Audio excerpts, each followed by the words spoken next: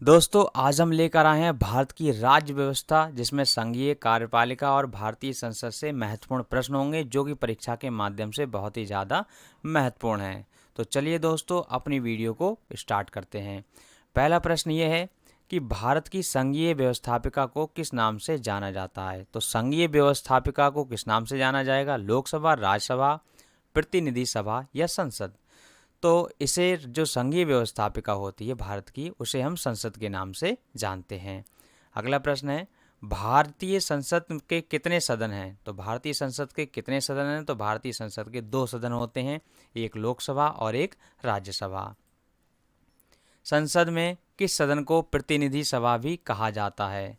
तो किस सदन को प्रतिनिधि सभा कहा जाता है? लोकसभा को, राज्यसभा को या दोनों को, या फिर इनमें से कोई नहीं। तो देखिए, जो प्रतिनिधि सभा है वो लोकसभा को कहा जाता है। संसद का लोकप्रिय सदन है, संसद का लोकप्रिय सदन कौन होता है? लोकसभा होती है या राज्यसभा होती है, या फिर दोनों ही लोकप्रिय होते हैं? तो यह आपको बताना है। तो ये संसद का जो लोकप्रिय सदन है वो हमारी लोकसभा होती है, ये भी आपको ध्यान रखना है।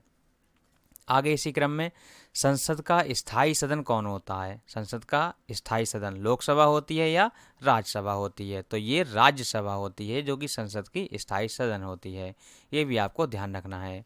भारतीय संसद बनती है, तो भारतीय संसद किसके द्वारा बनती है?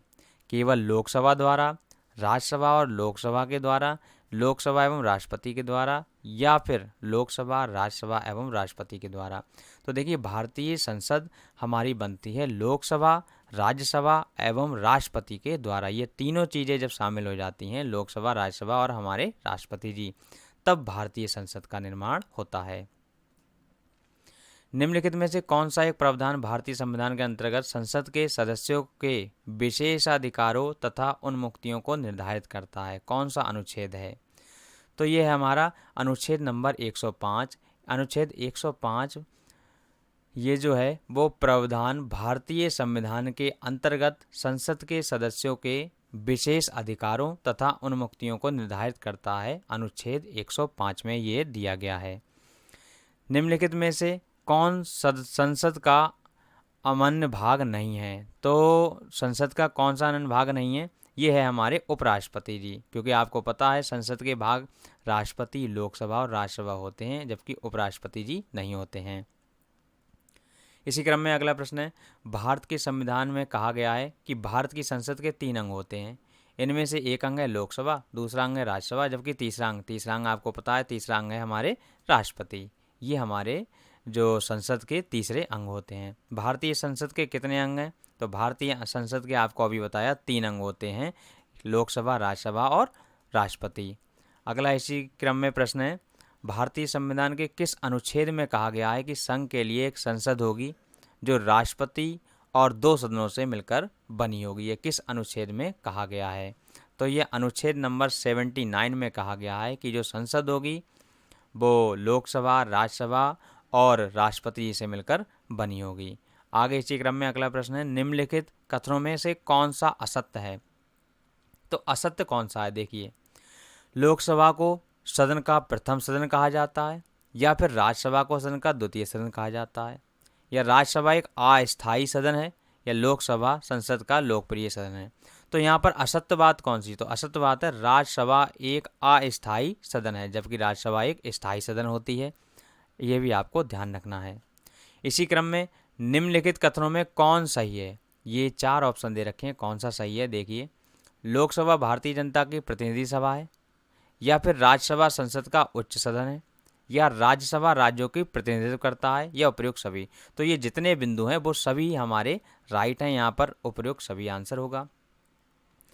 संसद का निम्न सदन एवं उच्च सदन कौन होता है? तो निम्न सदन कौन होता है और उच्च सदन कौन होता है? तो देखिए, निम्न सदन होती है लोकसभा और उच्च सदन होती है हमारी राज्यसभा। ये भी आपको परीक्षा के माध्यम से ध्यान रखना है। संसद को भंग करने के लिए कौन सक्षम है? संसद को कौन भंग कर सकता है? तो संसद को एक ही भंग कर सकते हैं, जिनका नाम है हमारे राष्ट्रपति। तो ए ऑप्शन ठीक होगा यहाँ पर। भारतीय संसद की संप्रभुता प्रतिबंधित है। संप्रभुता किससे प्रतिबंधित है? तो यहाँ पर ये प्रतिबंधित है न्यायिक समीक्षा से। तो भारतीय जो संसद की संप्रभुता है वो न्यायिक समीक्षा से बंधी हुई है। न्याय के अलावा आप इसमें अन्याय नहीं कर सकते, मतलब ऐसे ही कोई चीज़ पारित नहीं कर सकते जो न्याय के हित में ना हो। संसद के कितने सत्र होते हैं?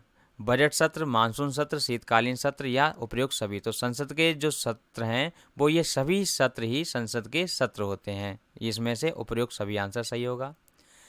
संसद के अगला प्रश्न है कि संसद के 2 क्रमिक अधिवेशनों के बीच अधिकतम कितने समयांतराल की अनुमति है? 2 क्रमिक अधिवेशनों के बीच कितने समयांतराल की अनुमति होती है? तो ये अनुमति 6 माह तक की होती है, ये भी आपको ध्यान रखना है। अगला प्रश्न देखिए, संसद के दोनों सदनों का संयुक्त अधिवेशन आयोजित होता है। अब ये पहला पॉइंट दे रखा है, भारत के राष्ट्रपति के निर्वाचन के लिए होता है। जो दोनों सदनें जो संयुक्त अधिवेशन मतलब दोनों सदनें इकट्ठी बैठी होती हैं, तो ये किस लिए होती हैं? भारत के राष्ट्रपति के निर्वाचन के लिए होती हैं, या भारत के उपराष्ट्रपति के निर्वाचन के लिए होती हैं, या फिर संविधान में संशोधन से संबंधित विधेयक को पारित करने के लिए होती हैं, या एक ऐसे विधेयक पर विचार करने और उसे पारित करने के लिए होती हैं जिस पर दोनों सदनों में मतभेद है। तो ये कौन सा ऑप्शन ठीक होगा? तो देखिए, जो दोनों सदनें हैं वो संयुक्त इसलिए होती हैं क्योंकि एक ऐसे विधेयक पर विचार करते हैं वो लोग जिसे पारित करने के लिए दोनों सदनों में मतभेद होता है, मतभेद। ठीक है, तो ये ऑप्शन नंबर डी हमारा करेक्ट होगा। ये चौथा जो है वही आंसर ठीक है। अगला प्रश्न है कि भारत संसद के दोनों सदनों की संयुक्त बैठक किस संबंध में होती है? तो दोनों सदनों की संयुक्त बैठक किस कारण से होती है? तो ये होती है हमारी साधारण विधेयक पास करने के लिए, साधारण विधेयक के लिए। तो ये भी आपको परीक्षा के माध्यम से ध्यान रखना है। इसी क्रम में साधारण विधेयक से संबंधित गतिरोध को दूर करने के लिए संसद के दोनों सदनों की बैठक कौन बुलाता है? तो दोनों सदनों की बैठक बुलाते हैं राष्ट्रपति जी। लोकसभा व राज्यसभा की संयुक्त बैठक कब होती है? तो लोकसभा और राज्यसभा की संयुक्त बैठक तब होती है जब लोकसभा एवं राज्यसभा में मतभेद होता है। जब मतभेद होगा, लोकसभा अलग कहेगी, राज्यसभा अलग कहेगी, तभी दोनों की संयुक्त बैठक की जाती है। इसी क्रम में संसद के दोनों सदनों के साथ साथ बैठक पर निम्न होता है। तो संसद के दोनों सदनों के साथ साथ बैठने पर निम्न होता है। क्या होता है? तो दोनों सदन जब पास बैठेंगी तो एक बिल जिस पर दोनों सहमत ना हो उस पर विचार करना और उसे पास करना। जब दोनों सदनें सहमत नहीं हैं तब उस पर विचार करती हैं दोनों सदनें मिलकर और उस बिल को पास करती हैं।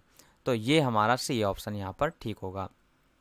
इसी क्रम में देखिए, अगला प्रश्न है, यदि किसी सामान्य विधेयक पर राज्यसभा और लोकसभा के बीच गतिरोध आता है तो उसका समाधान कौन करेगा? तो अगर इस किसी विधेयक पर राज्यसभा लोकसभा के बीच गतिरोध आता है तो उसका समाधान हमारे संसद का संयुक्त सत्र करेगा। जो संसद का संयुक्त सत्र होगा, संयुक्त सत्र ही इसका आंसर होगा। स्वतंत्र भारत के संसदीय इतिहास में अभी तक कितनी बार संयुक्त बैठक बुलाई गई है?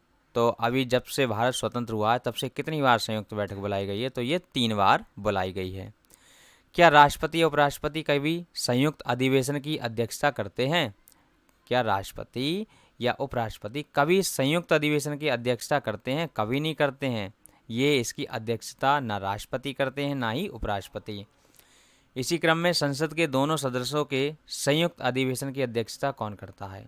देखिए, अगला प्रश्न यही है कि संसद के दोनों सदनों के संयुक्त अधिवेशन की अध्यक्षता करता कौन है फिर? तो इसकी अध्यक्षता हमारे लोकसभा के अध्यक्ष करते हैं, ना राष्ट्रपति जी करते हैं, ना उपराष्ट्रपति जी, ना ही प्रधानमंत्री। इसी क्रम में अगला प्रश्न है, संसद के संयुक्त बैठक को कौन संबोधित करता है? तो संसद के संयुक्त बैठक को राष्ट्रपति जी संबोधित करते हैं। भारत में संसद के दोनों सदनों की संयुक्त बैठक किस लिए आयोजित की जाती है? तो किस लिए आयोजित की जाती है? उस विधेयक पर विचार करने, उसे पारित करने जिस पर दोनों में मतभेद हो। ये पहले भी आपको बता चुके हैं। इसी क्रम में अगला प्रश्न है, संसद के संयुक्त अधिवेशन में विधेयक पारित होता है। तो विधेयक पारित दोनों सदनों के कुल उपस्थित तथा मतदाता सदस्यों के समानता बहुमत द्वारा ही कोई अधिवेशन में विधेयक पारित होता है। संविधान संशोधन प्रस्ताव के संबंध में दोनों सदनों में मतभेद होने की स्थिति में क्या होता है, प्रस्ताव गिर जाएगा। अगर दोनों सदनों में मतभेद है तो जो प्रस्ताव दिया गया है वो गिरा दिया जाएगा या गिर जाएगा। संसद की कार्यवाही सूची में प्रथम विषय होता है। तो प्रथम विषय किसका होता है, शून्यकाल का, प्रश्नकाल का, या फिर ये जो दोनों ऑप्शन। तो ये प्रश्नकाल का जो होता है वो प्रथम विषय होता है। कौन सी प्रथा संसदीय प्रणाली को भारत की देन है, तो कौन सी प्रथा है संसदीय प्रणाली को, वो शून्यकाल की प्रथा होती है। संसद के किसी सदस्य की सदस्यता तब समाप्त समझी जाती है यदि वह बिना सदन को सूचित किए अनुपस्थित रहता है। कितने दिन, 60 दिन। तो अगर वो 60 दिन अनुपस्थित रहेगा तो उसकी सदस्यता समाप्त कर दी जाएगी। एक वर्ष में कम से कम कितनी बार संसद की बैठक होना आवश्यक है, तो एक वर्ष में कम से कम 2 बार संसद की बैठक होना आवश्यक है। भारतीय संसद के दोनों सदनों की संयुक्त बैठक किस संबंध में होती हैं, किस संबंध में होती हैं, तो ये साधारण विधेयक के संबंध में होती हैं। इसी क्रम में अगला प्रश्न है, भारत के संविधान में से क्या कथित है, तो क्या कथित है, राष्ट्रीय सदन के किसी भी सदन का सदस्य नहीं होगा। भारत के संविधान में से क्या कथित है, तो क्या कथित है, ये पहला दे रखा है, राष्ट्रपति सदन के किसी भी सदन का सदस्य नहीं होगा, या फिर संसद राष्ट्रपति और दोनों सदनों से मिलकर बनेगी, या निम्न कोड में सही उत्तर कौन सा है। तो ये केवल दो, दूसरा जो ऑप्शन है कि संसद जो है राष्ट्रपति और दोनों सदन कौन, लोकसभा राज्यसभा, इनसे मिलकर बनेगी।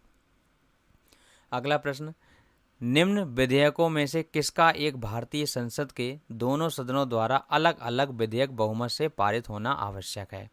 तो अलग अलग विधेयक अलग अलग बहुमत से पारित होना आवश्यक क्या है, संविधान संशोधन विधेयक।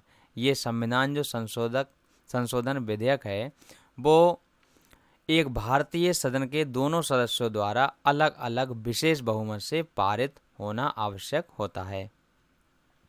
संसद के वेतन का निर्णय कौन करता है, तो संसदों के वेतन का निर्णय है वो हमारा संसद करती है।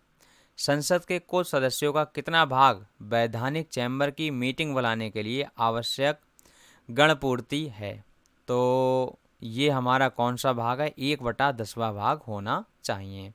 तो ये 40 प्रश्न थे जो परीक्षा के माध्यम से बहुत ही ज़्यादा महत्वपूर्ण थे। तो चैनल पर नए हो तो चैनल को सब्सक्राइब कर लीजिए इसी प्रकार की अन्य वीडियो पाने के लिए। तो दोस्तों मिलेंगे हम अगले किसी पार्ट के साथ, तब तक बाय बाय, जय हिंद।